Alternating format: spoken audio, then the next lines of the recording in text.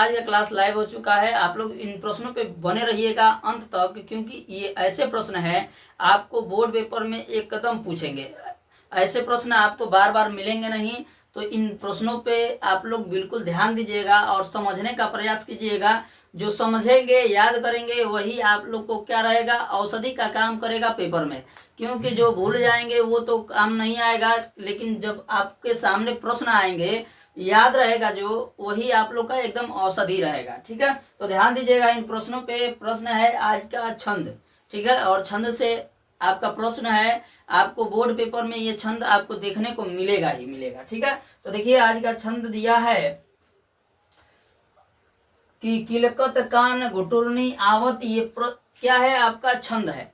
और इसमें हम पहले क्या देखते हैं, इसका संदर्भ देखते हैं। क्या देखते हैं, संदर्भ देखते हैं। किसी भी छंद को क्या करना रहता है, संदर्भ सहित व्याख्या करना रहता है। तो पहले हम देखेंगे संदर्भ। तो संदर्भ की तरफ पहले ध्यान देते हैं हम लोग। इसका संदर्भ देखेंगे। इसका संदर्भ देखिए कि इसका संदर्भ हो जाएगा कि यह पद्य श्री सूरदास द्वारा रचित सूर सागर नामक ग्रंथ से क्या है, हमारी पाठ्य पुस्तक हिंदी के काव्य खंड में संकलित पद शीर्षक से अवतरित है। मतलब कि पद पाठ से लिया गया है। इसके रचयिता कौन है, सूरदास जी हैं। कौन है इसके लेखक, सूरदास जी हैं। और किस ग्रंथ से लिया गया है, सूर सागर ग्रंथ से लिया गया है।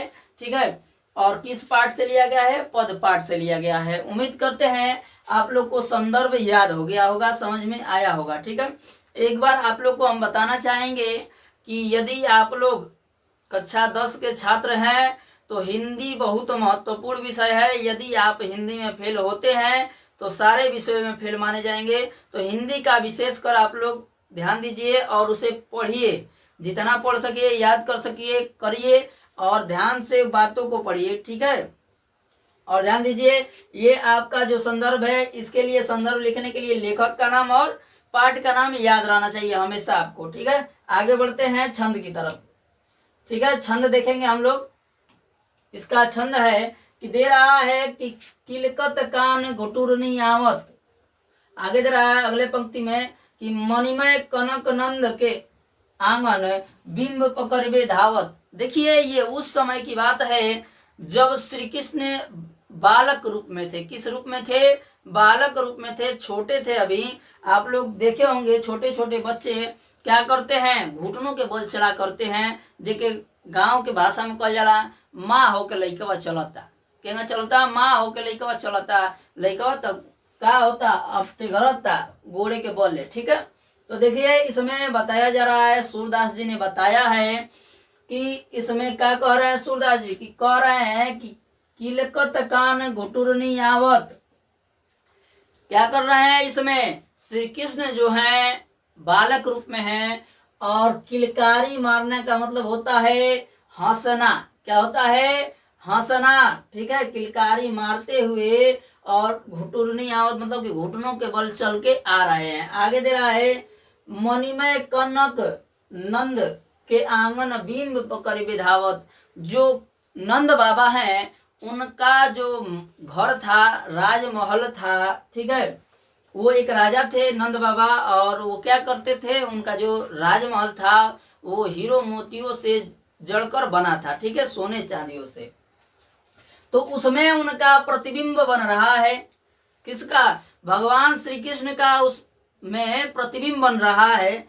जैसे मान लीजिए कि जैसे हम लोग धूप में चलते हैं तो हम लोग का क्या होता है, परछाई बनता है। परछाई को ही कहते हैं प्रतिबिंब। परछाई को ही क्या कहते हैं, प्रतिबिंब कहते हैं। और प्रतिबिंब को पकड़ने के लिए कह रहा है कि मणिमय कनक नंद के आंगन।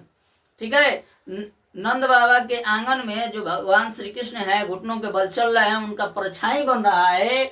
अब बिंब पकड़वे धावत, अपने प्रतिबिंब को वो पकड़ने के लिए क्या कर रहे हैं, दौड़ रहे हैं। ठीक है, धावत मतलब क्या होता है, दौड़ रहे हैं। तब वो खड़ा होके तो दौड़स ना, का हो कौन माँ होके दौड़स जल्दी जल्दी। ठीक है, लइकन के देखले हो बजा छोट एकदम का करना सन, जल्दी जल्दी माँ होके हेंगा हेंगा चलिए सन। तो देखा जाए अब आगे क्या कहता, कबहू निरखी हरि आपहू छाव को कर सो पकड़न चाहत।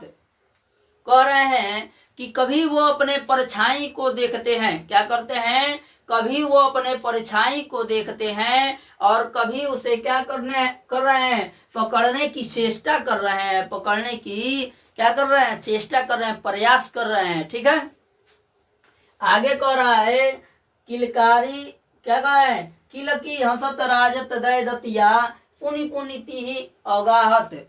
क्या दे रहा है इसमें कि किलकारी मारते हैं जब, माने हंसते हैं जब, तो आप लोग ने देखा होगा छोटे बच्चों को पहले 2 दांत निकलते हैं आगे, क्या निकलते हैं, 2 दांत निकलते हैं छोटे छोटे बच्चों का। उसी तरह श्री कृष्ण का भी क्या निकला है, 2 ठो दांत निकला है। ठीक है, और जब वो किलकारी मार के हंसते हैं तो उनके मुख के 2 दांत क्या होते हैं, दिखने लगते हैं और वो बहुत ही सुंदर दिखाई पड़ते हैं, बहुत ही सुंदर लगते हैं।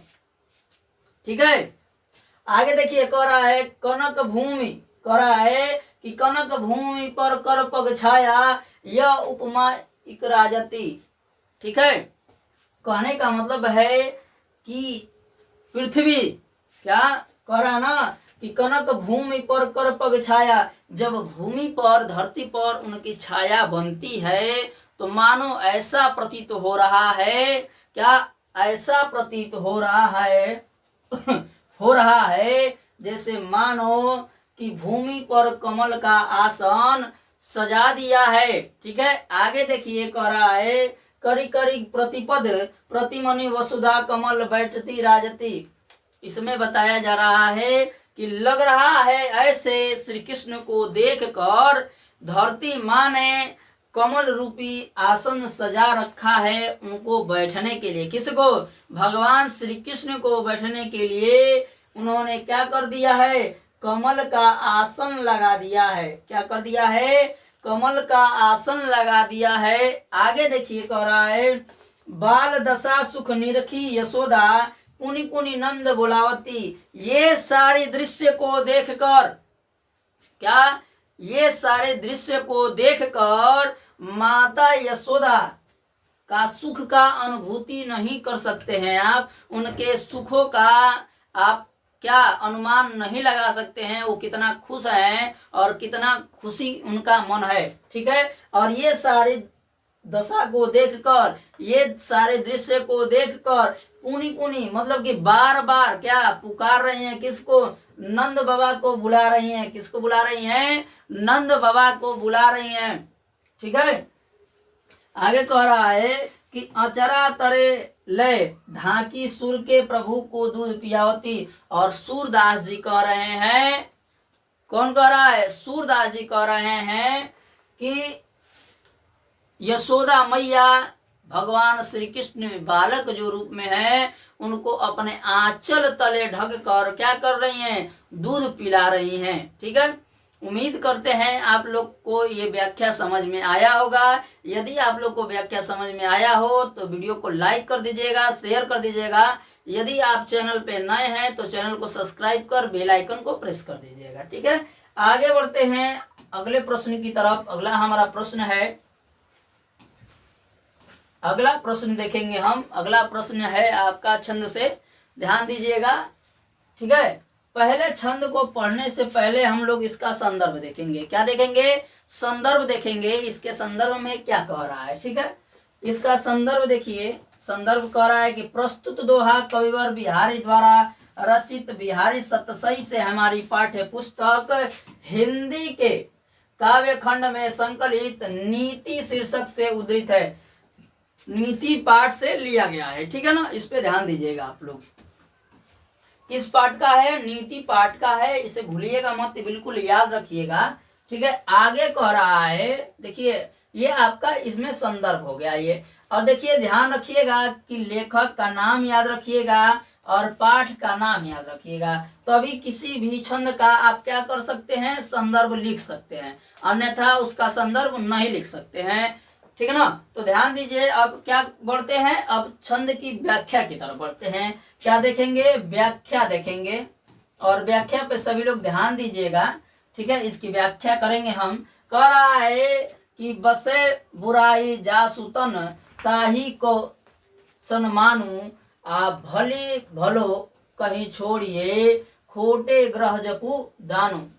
देखिए इसमें ये कहा गया है, ये बताया गया है, यदि जो दुष्ट व्यक्ति होते हैं, क्या होते हैं, दुष्ट व्यक्ति होते हैं, अन्याय करने वाले व्यक्ति होते हैं, उनसे सभी लोग क्या करते हैं, डरते हैं। क्या होते हैं, सभी लोग डरते हैं और उनका ही समाज में सम्मान किया जाता है, उन्हीं को लोग आदर सम्मान करते हैं। ठीक है, यही कोई क्या सीधा साधा व्यक्ति, शांति स्वभाव वाला व्यक्ति यदि क्या हो चले और क्या कितना भी भलाई कर दे, लेकिन उसका सम्मान नहीं किया जा सकता है, ना किया जाता है। आगे कह रहा है कि भली वो क्या बुराई, जैसे जिस प्रकार एक क्या होता है, ग्रह होता है, जैसे शनि ग्रह है, जब वो आता है तो जप तप करके उसे क्या कर दिया जाता है, शांत कर दिया जाता है। उसी का क्या होता है, पूजा पाठ होता है, उसको पूजा पाठ करके शांत किया जाता है। क्या अन्य ग्रह जो शांत होते हैं उनका भी पूजा किया नहीं किया जाता है। ठीक है, आप लोग ने देखा होगा जो क्या होते हैं, दुष्कर्म वाले राशि होते हैं, उनका पूजा पाठ करके शांत किया जाता है। उसी तरह एक बुरा व्यक्ति उसे क्या किया जाता है, उसे सम्मान दिया जाता है, मान जान देता है। अगर दिख गया, नमस्ते भैया, नमस्ते करते हैं, प्रणाम करते हैं। यही एक सीधा साधा कितना भी भला व्यक्ति हो, उसे लोग सलाम नहीं करेंगे, उसके डर के कारण उसे क्या करेंगे, सलाम करेंगे। तो यही इस छंद में बताया गया है। और आप लोग इन बातों को समझिए और क्या कीजिए, आप भी सीधा साधा बनकर रहिए। भली क्या करें, लोग कितना भी क्रूर रहें। देखिए लोग कहा जाता है, लोग कहते हैं कि सच कभी हारता नहीं है। ठीक है, सच आप बोलेंगे, ठीक है, और सच अपने बाल बच्चों को भी सिखाएंगे। ठीक है, जो भी आपके दोस्त मित्र हैं उन लोग को भी सिखाइएगा। ठीक है, सच बोलने से बड़ी तकलीफ होता है, लेकिन सच बोलना चाहिए। ठीक है, क्योंकि अंत में जाकर सच इतना खुशी देता है, ठीक ना, और दुख जो झूठ होता है हमेशा कष्ट ही देगा। ठीक है, एक बार झूठ बोलेंगे, 2 बार झूठ बोलेंगे, लेकिन आपको जब सच्चाई का सामना करना पड़ेगा तो आप क्या हो जाएंगे, उस समय दुखी हो जाएंगे। तो इसलिए आप लोग क्या कीजिए, सच बोलेंगे। आगे बढ़ते हैं अगले छंद की तरफ। अगला छंद है आपका, ध्यान दीजिएगा, इस छंद पे कह रहा है कि बढ़त बढ़त संपत्ति सलीलु मन सरोज बढ़ जाए, आ घटत घटत सून। ठीक है, सुन फिर घटे बरु समूल कुमिलाए। कहने का मतलब यह है, ध्यान दीजिएगा इस बात पे। ठीक है, उसको जानने से पहले संदर्भ जान लीजिए। संदर्भ वही होगा, ठीक है, क्योंकि ये बिहारी जी का ही है। ठीक है, और किस पाठ का है, नीति पाठ का है, नीति पाठ से लिया गया है। तो संदर्भ सबका, अगर एक पाठ का कोई छंद है तो एक क्या होता है, संदर्भ एक ही होता है, बदलता नहीं रहता। ठीक है, अगर पाठ बदल जाए तो क्या केवल लेखक का नाम और पाठ का नाम परिवर्तित होता है, और कुछ परिवर्तित नहीं होता है। ठीक है ना, तो हम देखेंगे, इसको दे रहा है कि बढ़त बढ़त संपत्ति सलीलु मन सरोज बढ़ जाए, आ घटत घटत सूजन फिर क्या कर रहा है, घटे कप बरु समूल को मिलाए। कहने का मतलब इसमें ये है, बताया गया है, इसमें समझाया गया है कि धन रूपी संपत्ति बढ़ने से, क्या जब धन रूपी संपत्ति क्या होता है, आपका धन बढ़ता है तो मन रूपी कमल भी क्या हो जाता है, खिल जाता है। ठीक है, क्या होता है, जब धन रूपी जल क्या होता है, बढ़ता है, तो क्या होता है, मन रूपी कमल भी बढ़ जाता है। अर्थात कहने का मतलब यह है कि यदि आपकी जब धन का क्या हो जाएगा, बढ़ जाएगा, तो आपकी मन की इच्छाएं भी क्या हो जाएंगी, बढ़ जाएंगी।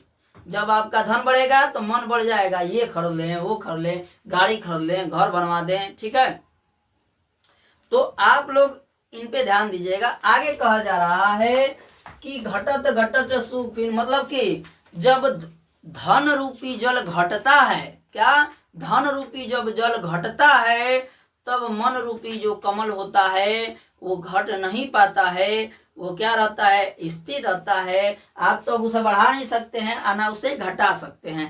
तब क्या होता है, मनुष्य का नष्ट हो जाता है, मनुष्य की इच्छाएं नष्ट हो जाती हैं। नष्ट यानी खत्म नहीं होता है, मनुष्य ही उस समय क्या हो जाता है, शांत हो जाता है और भारी दुख की अभिलाषा में चला जाता है। दुख से क्या हो जाता है, वो भर जाता है, क्योंकि उसकी इच्छाएं जब पूरी नहीं होंगी तो क्या हो जाएगा, दुखी हो जाएगा, शांत हो जाएगा। तो इन बातों पे ध्यान दीजिएगा कि धन कितना हो भी बढ़े, लेकिन जो मन है गरीब होने पर, उसको अमीर होने पर उसकी इच्छाओं को बढ़ाइएगा मत, ठीक है। धन बढ़ता है तो ऑटोमेटिक मन बढ़ जाता है। लोग कहते हैं, ठीक है, लोग कहते हैं कि धन का बढ़ल ठीक है, मन का बढ़ल ठीक ना है। तो उसी तरह धन अगर बढ़े तो मन को बढ़ाइएगा मत, मन की इच्छाओं को सीमित रहने दीजिएगा, ज्यादा बढ़ाने की जरूरत नहीं है, ठीक है। आगे बढ़ते हैं अगले प्रश्न की तरफ। अगला प्रश्न है आपका, ध्यान दीजिएगा इस प्रश्न पे। ये प्रश्न आपका कह रहा है कि कान भये बस बांसुरी के, अब कौन सखी हमको चाहिए, ठीक है। ये प्रश्न है आपका, ठीक है। छंद है और इस छंद में कहा जा रहा है, गोपियां कह रही हैं। तो देखिए, गोपियों को कहने से पहले हम लोग जानेंगे कि इसका संदर्भ क्या होगा। क्या होगा, संदर्भ हम लोग जानेंगे। इसका संदर्भ देखेंगे कि संदर्भ कैसे लिखते हैं और क्या होता है, ठीक है। तो प्रस्तुत पद्य रसखान कवि द्वारा रचित सुजान रसखान से हमारी पाठ्य पुस्तक हिंदी के काव्य खंड में संकलित सवैये शीर्षक से अवतरित है। पाठ का नाम क्या है, सवैया है, और लेखक का नाम क्या है, रसखान है, ठीक है। लेखक इसके कौन है, रसखान जी हैं, और पाठ का नाम सवैया है। अब इस छंद के व्याख्या को देखेंगे। देखिए, व्याख्या ही क्या होता है, महत्वपूर्ण होता है, ठीक है। व्याख्या ही महत्वपूर्ण होता है, व्याख्या को ही देखना क्या होता है, आवश्यक होता है, समझना उसी को ज्यादा पड़ता है। संदर्भ तो आपको लेखक का नाम और पाठ का नाम याद रहेगा तो आसानी से लिख सकते हैं, ठीक है। अब क्या करेंगे, इसका व्याख्या देखेंगे। तो व्याख्या पे ध्यान दीजिएगा सभी लोग। व्याख्या दे रहा है कि कान भये बस बांसुरी के, अब कौन सखी हमको चाहिए, ठीक है। अब क्या देखेंगे, इसका हम लोग व्याख्या देखेंगे, इसका व्याख्या करेंगे, पहले पंक्ति का, पहले लाइन का, ठीक है। तो देखिए, दे रहा है कि कान भये बस बांसुरी के, कहने का मतलब यह है कि श्री कृष्ण जो है वो क्या हो गए हैं, बांसुरी के वश में हो गए हैं। अब देखिए, ये उस समय की बात है जब श्री कृष्ण, ठीक है, जब श्री कृष्ण गोपियों को छोड़कर बांसुरी के प्रेम में क्या हो गए थे, लीन हो गए थे। ये उस समय की बात है, ठीक है। और उस समय गोपियों को उनसे बहुत प्रेम हो गया था। क्या हो गया था, गोपियों को श्री कृष्ण से बहुत प्रेम था, लगाव था। वही कह रही हैं, एक सखी दूसरे सखी से बतिया रही है। आप लोग जानते ही हैं कि अब एक आदमी का बात अगर मन में बात, तो वो औरत का बात रह ही ना सकेला, ठीक है, वो जरूर दूसरा से कहे। तो उसी तरह एक सखी दूसरे सखी से बता रही है, सखी जाना तरु का, हे सखी जाना तरु, जौन श्री कृष्ण बाना उ बांसुरी के वश में हो गइल बाना। केकरी वश में हो गइल बाना, बांसुरी के वश में हो गइल बाना। अब कौन सखी हमको चाहिए, और हमें अब कौन चाहेगा, अब हम लोग से कौन प्यार करेगा, अब कौन मोहब्बत करेगा हम लोग से, ये कह रही है दूसरी सखी, ठीक है। कह रही है दूसरी सखियों से, जितनी भी गोपियां हैं उन लोग से बता रही है अपनी पीड़ा को कि हे सखी, अब तो श्री कृष्ण का हो गई ना, बांसुरी के प्रेम में पागल हो गई बना, अब हमने के चाहिए, ठीक है। देखिए, अगले पंक्ति में कह रहा है कि निस्औध रहे संग साथ लगे। क्या निस्औध मतलब होता है कि हर क्षण हर समय वो साथ ही रहती है। कौन, मुरली। मुरली को क्या समझ लिए हैं उन लोग, एक स्त्री के समान समझ लिए हैं कि वो जो सौतीन है हम लोग की मुरली, वो क्या लगी रहती है, उनके साथ 24 घंटा लागल रहती है, ठीक है। आगे देखिए, कह रहा है कि यह सौतीन तापन क्यों सही है। देखिए, हम बताए हैं ना कि क्या हो गई है, मुरली सौतीन हो गई है। क्या हो गई है, सौतीन हो गई है। आप लोग शायद समझ रहे होंगे सौतीन का मतलब क्या होता है, ठीक है। सौतीन का मतलब ये होता है कि यदि एक पुरुष का 2 ठो औरत हो तो एक दूसरे की वो सौतन होती हैं, ठीक उसी प्रकार ये कह रही हैं, अब गोपियों की सौतीन कौन हो गई है? बांसुरी हो गई है, मुरली हो गई है। ठीक है, वही कह रही है कि यह सौतीन तापन क्यों सही है? ये हम लोग का जो सौतीन है उसका हम लोग क्या जो दुष्व्यवहार है वो क्यों सहे?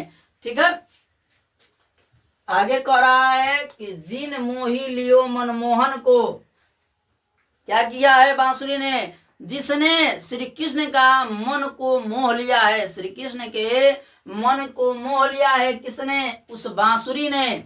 आगे करा है रस खानी सदा हमको दहिए, वो क्या करेगी? हम लोग को हमेशा पीड़ा देगी। हम लोग देखेंगे कि श्री कृष्ण उसे अपने होठों पर लगा रहे हैं, अपने हाथों में लिए हैं, उससे प्रेम कर रहे हैं उस बांसुरी से, और हम लोग की तरफ ध्यान नहीं दे रहे हैं। उस समय क्या होगा? हम लोग को वो डाहेगी उस सौतीनिया। ठीक है, क्या होगी? तकलीफ देगी।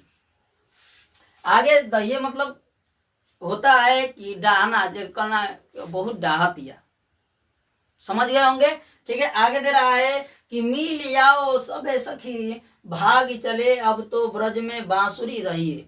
ठीक है, अब देखिए वो पछता कर कह रही है कि हे सखी, क्या कह रही है कि हे सखी अब हम लोग क्या करें, आओ सब मिलकर, अब तो ये ब्रज में बांसुरी रहेगी, अब वह सौतीनिया रही, उ छोड़ के तो जाई ना, तो हमनी के का कल जा, अब छोड़ के भाग जाइल जा ए ब्रज के, ए गोकुल के। ठीक है, उम्मीद करते हैं ये आप लोग का जो व्याख्या है आप लोग को समझ में आया होगा। यदि आप लोग को समझ में आया हो तो क्या कीजिएगा, वीडियो को लाइक कर दीजिएगा, शेयर कर दीजिएगा, और चैनल पे नए हैं तो चैनल को सब्सक्राइब कर दीजिएगा। और एक बात कहना चाहते हैं, कल शनिवार है और 21 तारीख है, आप लोग का 6 बजे से मॉडल पेपर चलेगा, आप लोग उसे जरूर देखिएगा। ठीक है, क्योंकि मॉडल पेपर ऐसा होगा कि उससे आप लोग को 90% प्रश्न आपको बोर्ड पेपर में देखने को मिलेंगे। ठीक है, बोर्ड पेपर में 90% जो प्रश्न होंगे, आपको एकदम दावा है हमारा 100% का कि आपका 90% क्या हो जाएगा, मिलेगा। क्योंकि 100% बता देंगे तो कहेगा बोर्ड की लग रहा है कि पेपर में चुरा कर कुल बता दिया है। ठीक है, तो इसलिए 90% आप लोग को हम कह रहे हैं कि 90% प्रश्न आप लोग को मिलेगा, ये 100% हमारा गारंटी है। ठीक है, तो आप लोग कल जरूर बनिएगा, अपने दोस्तों मित्रों को भी जोड़िएगा। जितना अधिक से अधिक संख्या में जुड़ेंगे और जितने लोग जुड़ेंगे उतने लोग को लाभ होगा, बाकी की तो बात ही नहीं जानते हैं। ठीक है, आगे देखेंगे हम लोग, अगले प्रश्न की तरफ बढ़ेंगे। अगला हमारा प्रश्न है खंड काव्य से। क्या है? खंड काव्य से है, और खंड काव्य में ये कहाँ कहाँ के लिए खंड काव्य है, इस बात को ध्यान दीजिएगा। ठीक है, तो देखिए ये करमवीर क्या है, भरत का कहानी है। किसका है? करमवीर भरत का। और आप लोग भरत को जानते होंगे। ठीक है, ये रामायण का पाठ है। किस पाठ का, किस महाकाव्य से लिया गया है? ये रामायण महाकाव्य से लिया गया है। और ये आप लोग जानते होंगे कि जो भरत थे वो कौन थे? राम के भाई थे। कौन थे? राम के भाई थे। उनके जीवन में क्या क्या घटित हुआ था इसमें बताया गया है। ठीक है, और इसे किसने लिखा है? लक्ष्मी शंकर मिश्र निशंक ने लिखा है। ठीक है, इन्होंने इसे क्या किया है? लिखा है। अब देखिए ये कहाँ कहाँ के बच्चों के लिए है? मेरठ के लिए है, फर्रुखाबाद के लिए है, पीलीभीत के लिए है, रायबरेली जनपद के लिए निर्धारित है। इन्हीं जनपदों के लिए क्या है? ये निर्धारित किया गया है। इन्हीं में ये पूछेगा प्रश्न। ठीक है, बाकी किसी में नहीं पूछेगा।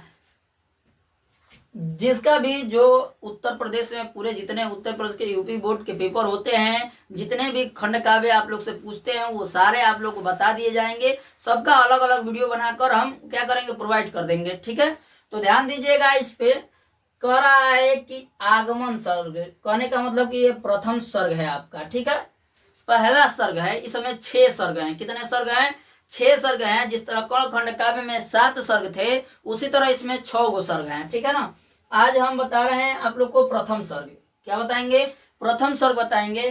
पहले इसको पढ़ेंगे, उसके बाद इसके कहानी को हम समझा देंगे। ठीक है, दे रहा है भरत एवं शत्रुघ्न दोनों अपनी ननिहाल गए हुए थे। कहाँ गए हुए थे? ननिहाल गए हुए थे। अयोध्या के दूत ने कहा, पहुंचा बार दोनों भाइयों को सूचित किया कि आप दोनों राजकुमारों को क्या किया गया है? यथाशीघ्र मतलब कि तुरंत बुलाया गया है। ठीक है, गुरु वशिष्ठ ने अयोध्या बुलाया है। कहाँ बुलाया है? अयोध्या बुलाया है। अयोध्या से एक दूत गया था उन लोग के पास ननिहाल, उन लोग को बुलाने के लिए। किसको? भरत और शत्रुघ्न को। ठीक है, क्योंकि राम और लक्ष्मण तो कहाँ गए थे? वनवास को चले गए थे। ठीक है, अब देखिए किसने बुलाया था? गुरु वशिष्ठ ने बुलाया था। आगे देखिए, भरत ने पारिवारिक कुशल क्षेम जाननी चाहिए, लेकिन दूत अपनी भावनाओं को दबाते हुए मौन ही रहा। क्या भरत ने क्या किया? अपने कुल की शांति के विषय में पूछा, उन लोग का हाल चाल पूछा, लेकिन जो दूत आया था वो क्या रहा? चुप ही रहा। मौन रहने का मतलब होता है चुप रहना। ठीक है, तथा वह दशरथ की मृत्यु एवं राम वनवास के समाचार को छिपा गया। क्या किया उसने? किसने? ये न समझिएगा कि भरत शत्रुघ्न ने, नहीं, वो दूत ने क्या किया? उस समाचार को छिपा लिया। भरत एवं शत्रुघ्न मामा की आज्ञा लेकर अयोध्या की ओर चल पड़े। उन्हें मार्ग शून्य राम, क्या मार्ग क्या मिला? सूना मिला। यहाँ शून्य दिया है ना, शून्य का मतलब है कि सूना दिखाई दिया राम के बिना। आगे देखिए, इसके आगे भी है। आगे कह रहा है, प्रतीत हुआ राम के बिना उस मार्ग पे क्या हुआ? सूना सूना मिला उस मार्ग पे। आगे दे रहा है, अयोध्या नगरी में शून्यता देख कर तो उन्हें क्या हुआ? अत्यधिक आश्चर्य हुआ। अयोध्या में शांति को देखकर, शांति का मतलब कौन? लड़की का नाम शांति मत समझ लीजिएगा। ठीक है, लड़की का नाम नहीं है। शांति का मतलब शांत, सुनसान। ठीक है, क्या हुआ? सुनसान। ये देखकर अयोध्या को आश्चर्य हुए। कौन? भरत और शत्रुघ्न। ठीक है, क्योंकि उन्होंने देखा कि उनके आगमन पर किसी प्रकार का उल्लास नहीं है। मतलब कि उल्लास नहीं दिखाई दे रहा है, का मतलब कि खुशी नहीं दिखाई दे रही है। ठीक है, न कोई स्वागत, न ही कोई नाच गान, मतलब कि कोई नाच गान भी नहीं है। जैसे राजकुमार आते थे पहले तो क्या होता था? नाच गान होता था, स्वागत होता था। ठीक है, राजकुमारों का। वही ये सोच रहे हैं कि आज ये क्यों नहीं हो रहा है। ठीक है, आगे देखिए, राजभवन मुख्य इंगितों का केंद्र बन चुका था। क्या हो गया था? आगे देखिए, कह रहा है, बुद्धिमान भरत ने क्या करा है? अमंगल भाव किया। क्या किया? अमंगल भाव किया, मतलब कि लग रहा है कि कोई क्या हो गया है? मर गया है। ठीक है, अमंगल मतलब होता है कोई दुर्घटना होना। ठीक है, आगे देखिए, अमंगल हो गया। आगे देखिए, कह रहा है कि लेकिन क्या हो गया? सोच रहे हैं कि लेकिन हुआ क्या है आखिर। कह रहा है कि इस वास्तविकता का उन्हें पता नहीं चला। वे सर्वप्रथम सीधे अपने पूज्य पिता दशरथ जी के भवन में ही पहुंचे। कहाँ पहुंचे? वो सीधे जाके दशरथ जी के भवन में पहुंच गए।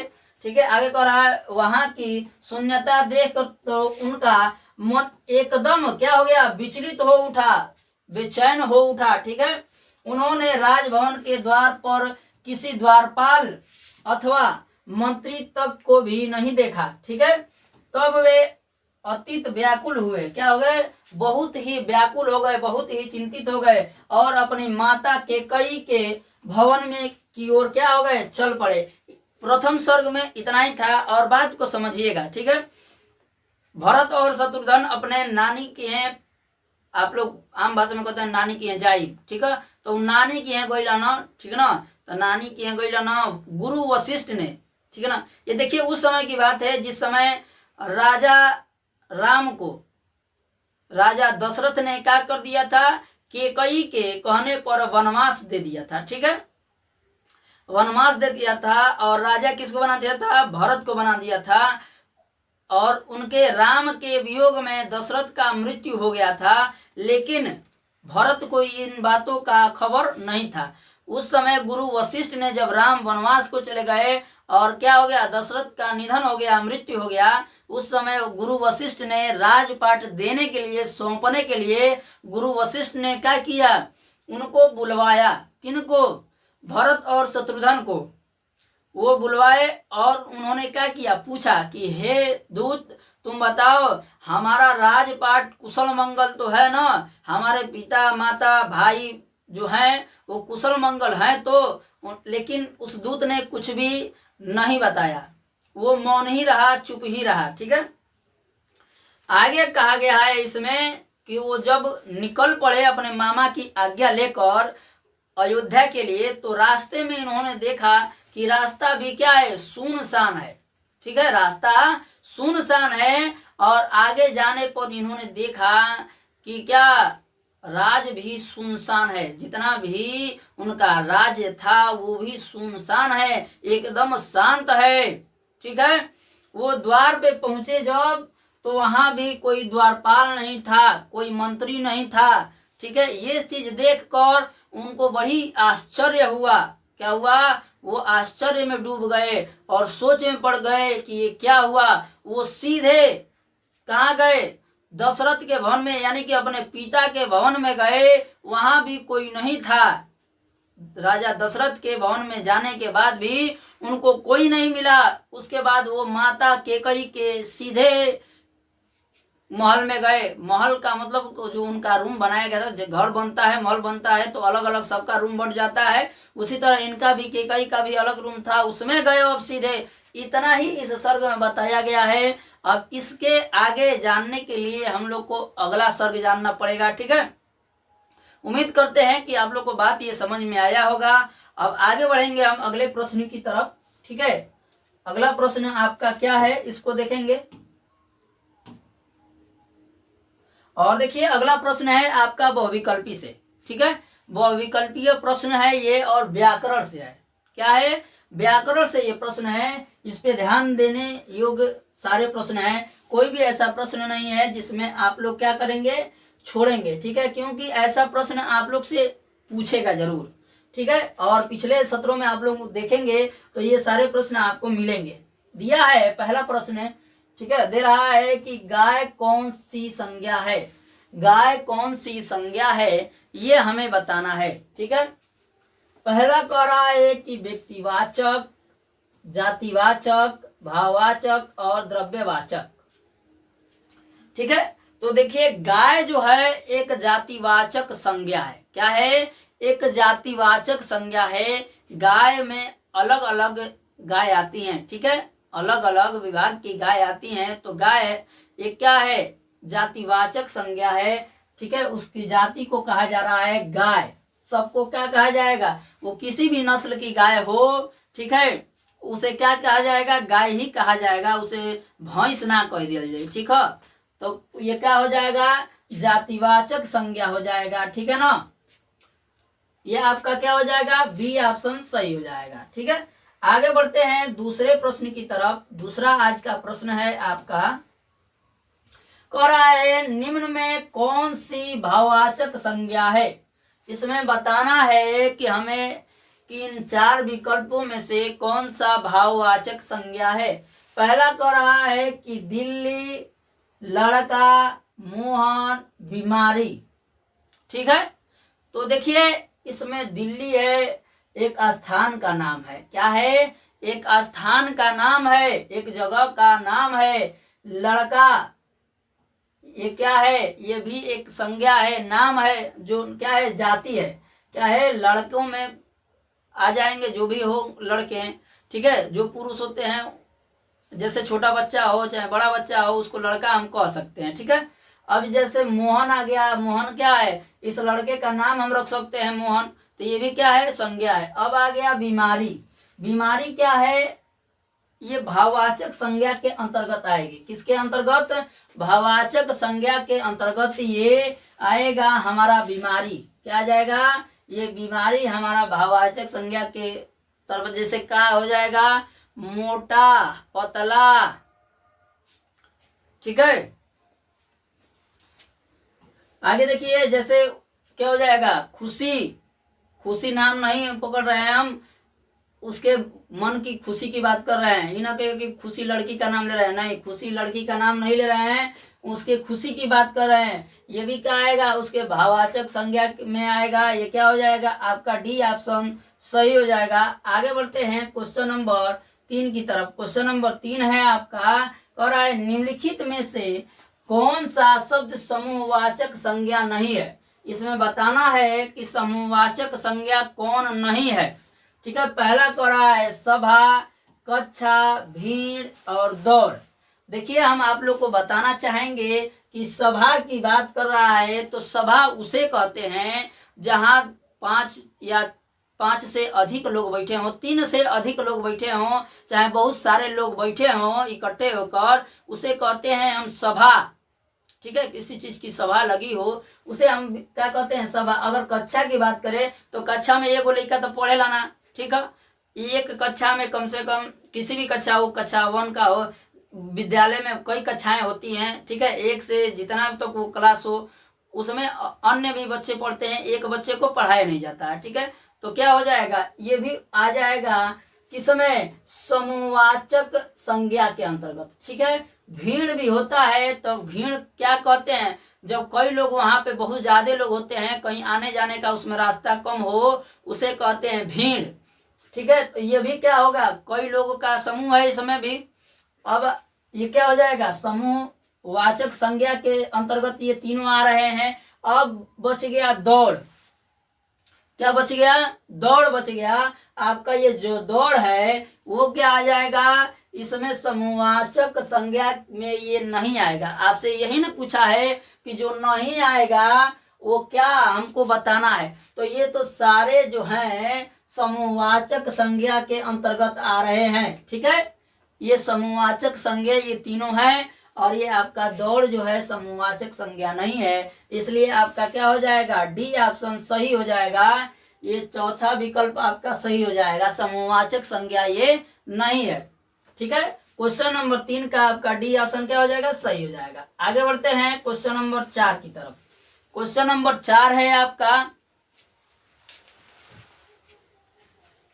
क्वेश्चन नंबर 4 कह रहा है निम्नलिखित में से कौन सा शब्द द्रव्यवाचक संज्ञा है। कह रहा है द्रव्यवाचक संज्ञा बताना है हमें। पहला कह रहा है खटाई, मिठाई, दूध, ठंड। ठीक है, अब एमे से हमके बतावे के बाद कि कौन एमे सही बा, कौन द्रव्यवाचक संज्ञा के अंतर्गत आवेला। ठीक है, तो देखिए जाएगा बात जानिए। द्रव्य मतलब होता है तरल पदार्थ। क्या होता है, तरल पदार्थ। ठीक है, जौन पानी नियर होला, ठीक ना, जैसे तेल बा, नारियल का तेल बा, गौड़ी का तेल बा, पानी बा, पेट्रोल बा, डीजल बा, ये कुल क्या हो जी, द्रव्यवाचक संज्ञा के अंतर्गत आई। ठीक है, दूध बा, माठा बा, अब ठीक है, तो ये कुल का यहाँ से द्रव्यवाचक संज्ञा के रूप में यहाँ से जितना द्रव के रूप में होई उ का कहाई, उ कहाई द्रव्यवाचक संज्ञा। जैसे एमे बाटे दूध, का बा, दूध बा, देखे का कहल जी, द्रव्यवाचक संज्ञा। इसमें जो सी ऑप्शन दिया है आपका क्या हो जाएगा, द्रव्यवाचक संज्ञा हो जाएगा। ठीक है, आपका सी ऑप्शन क्या हो जाएगा, सही हो जाएगा। आगे बढ़ते हैं क्वेश्चन नंबर 5 की तरफ। क्वेश्चन नंबर 5 कह रहा है कि अचूक विशेषण के साथ उपर्युक्त संज्ञा है। अचूक विशेषण, पहला कह रहा है कि चोट, नेत्र, निशाना, जवाब। अब देखिए इसमें अचूक विशेषण, अचूक विशेषण, जब हम किसी चीज पे निशाना लगाते हैं तो आप लोग ने सुने होगा कि अचूक निशाना था अर्जुन का। किसका, अचूक निशाना था अर्जुन का, जिसने वो क्या करते थे, एक बार निशाना साध लिए तो अपने निशाने पर अचूक निशाना लगाते थे। तो जब क्या कहेंगे, अचूक विशेषण इसमें से उपयुक्त संज्ञा कौन सा है, तो उसमें निशाना हो जाएगा। क्या हो जाएगा, निशाना हो जाएगा। आपका क्या हो जाएगा, सी ऑप्शन सही हो जाएगा। ठीक है, क्या हो जाएगा? सी ऑप्शन सही हो जाएगा। ठीक है, आगे बढ़ते हैं क्वेश्चन नंबर 6 की तरफ। क्वेश्चन नंबर 6 है आपका, क्वेश्चन नंबर 6 कह रहा है कि निम्न में संज्ञा शब्द है, निम्न में संज्ञा शब्द कौन सा है, ये हमें बताना है। ठीक है, देखिए इसमें पहला कह रहा है गंगा, पुराना, नीला, मोटा। तो देखिए इसमें गुणवाचक संज्ञा भी है, जैसे मोटा आ गया, भाववाचक संज्ञा क्या है? मोटा है, नीला है, पुराना है, इसका ये क्या हो जाएगा? भाव हो जाएगा। अब देखिए इसमें आ गया गंगा, तो गंगा एक नदी का नाम है। क्या है?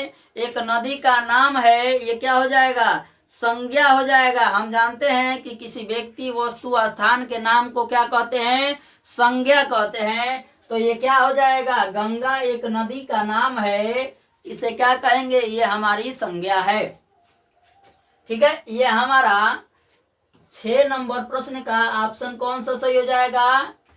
ए ऑप्शन सही हो जाएगा। आगे बढ़ते हैं 7 नंबर प्रश्न की तरफ। 7 नंबर आपका प्रश्न है। ठीक है, और देखिए प्रश्न यहीं दे दिया है, ध्यान दीजिएगा, थोड़ा मिस्टेक हो गया है। कह रहा है कि 7 नंबर प्रश्न की इनमें से क्या निश्चयवाचक सर्वनाम का उदाहरण कौन सा है? क्या बताना है? निश्चयवाचक सर्वनाम।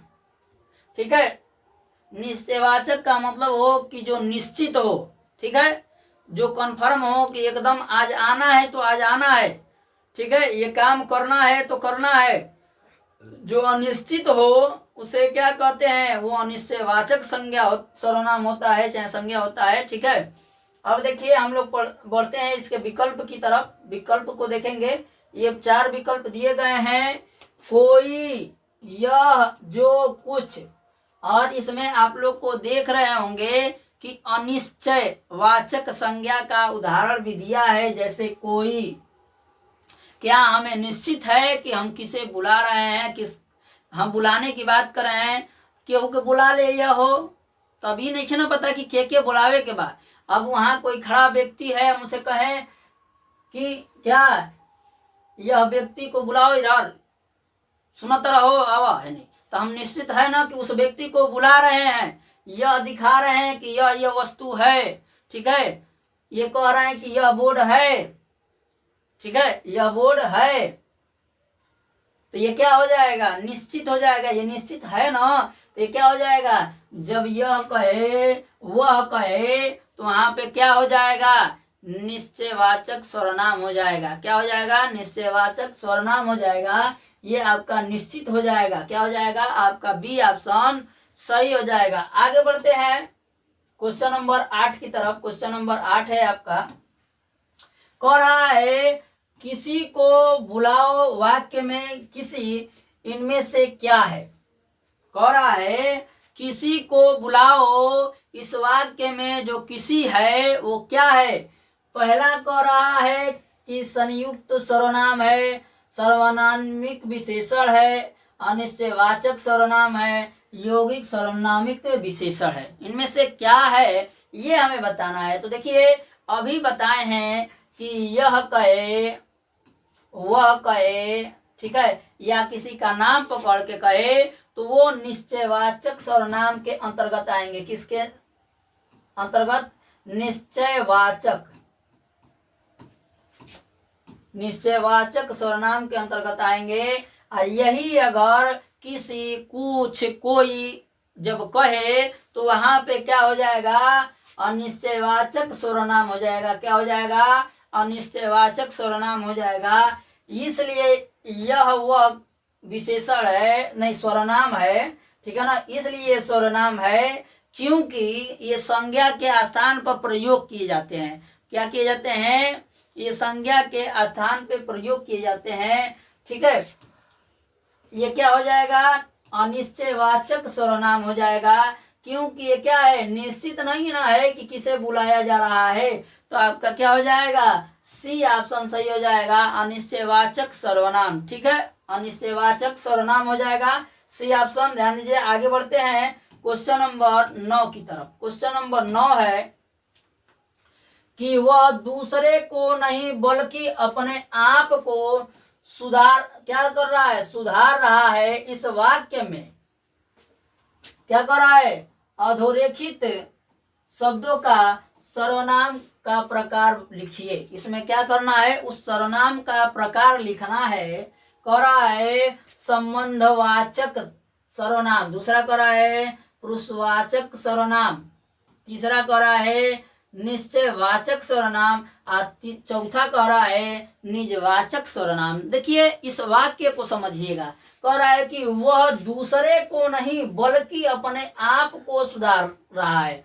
अगर यही कहे कि हम फलाना को सुधार देंगे, क्या दूसरे व्यक्ति को अगर सुधारने की बात करे, उस समय क्या हो जाएगा, निजवाचक सर्वनाम नहीं होगा। ठीक है, निजवाचक सर्वनाम नहीं होगा। ये कह रहा है अपने आप को सुधारने की बात, क्या कर रहा है, अपने आप को सुधारने की बात कह रहा है। तब यहाँ पे हो जाएगा एस डी। वेरी गुड, बहुत अच्छे। जब ये अपने आप की खुद की बात कर रहा है तो क्या हो जाएगा, निजवाचक सर्वनाम। क्या हो जाएगा, निजवाचक सर्वनाम हो जाएगा। ये आपका डी ऑप्शन क्या हो जाएगा, सही हो जाएगा। ठीक है, आगे बढ़ते हैं क्वेश्चन नंबर 10 की तरफ। क्वेश्चन नंबर 10 है आपका कि कर्म के आधार पर क्रिया के भेद होते हैं। कह रहा है कि कर्म के आधार पर क्रिया के कितने भेद होते हैं। पहला दे रहा है कि 2 होते हैं, 3 होते हैं, 4 होते हैं और 5 होते हैं। कितने होते हैं ये हमें बताना है। ठीक है, और आप लोग फटाफट कमेंट करके बताइएगा कि कितने होते हैं। ठीक है, तो देखिए हम आप लोग को बता दें कि देखिए कि कर्म के आधार पर क्रिया 2 प्रकार की होती है। कितने प्रकार की, 2 प्रकार की होती है। एक होता है सकर्मक क्रिया और दूसरा होता है अकर्मक क्रिया। क्या होता है, पहला सकर्मक क्रिया और दूसरा अकर्मक क्रिया। ठीक है, पहला ऑप्शन क्या हो जाएगा आपका, सही हो जाएगा। ठीक है, 2 प्रकार की। अब आगे दे रहा है 11 नंबर प्रश्न आपका। ठीक है, 11 नंबर प्रश्न है आपका कि काल के आधार पर क्रिया के भेद होते हैं, समय के आधार पर क्रिया के कितने भेद होते हैं ये हमें बताना है। और एक आप लोग को बात बताते हैं कि ये वीडियो का अंतिम प्रश्न है। क्या है, इस वीडियो का ये अंतिम प्रश्न है। वेरी गुड, ए। ठीक है, और क्वेश्चन नंबर 11 का सभी लोग देखिए, आप लोग किसी भी क्वेश्चन का आंसर बताइए तो क्वेश्चन नंबर देकर आप लोग आंसर बताया कीजिए। ठीक है, क्वेश्चन नंबर देंगे तभी समझ में आएगा कि किस क्वेश्चन का आंसर दे रहे हैं। ठीक है ना, तो देखिए कह रहा है कि काल के आधार पर क्रिया के भेद होते हैं, ये हमें बताना है।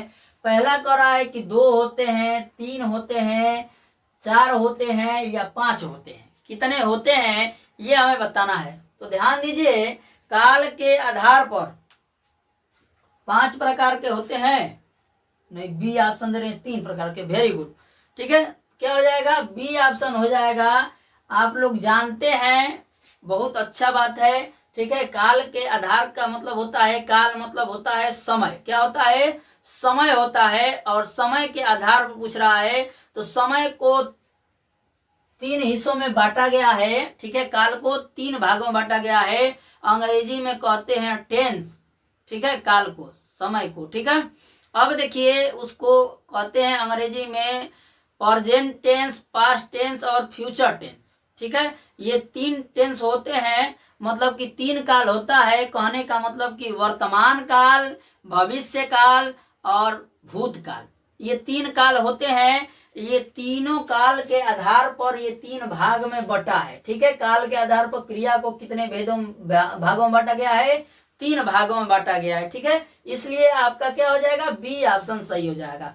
उम्मीद करते हैं कि ये वीडियो आप लोग को पसंद आया होगा। यदि आप लोग को वीडियो पसंद आया हो तो वीडियो को लाइक कर दीजिएगा, शेयर कर दीजिएगा। यदि चैनल पे नए हैं तो चैनल को सब्सक्राइब कर दीजिएगा। और कल 6 बजे से आप लोग का मॉडल पेपर चलेगा, आप लोग उस पर ध्यान दीजिएगा। कल 6 बजे से आप लोग जुड़िएगा जरूर। ठीक है, धन्यवाद।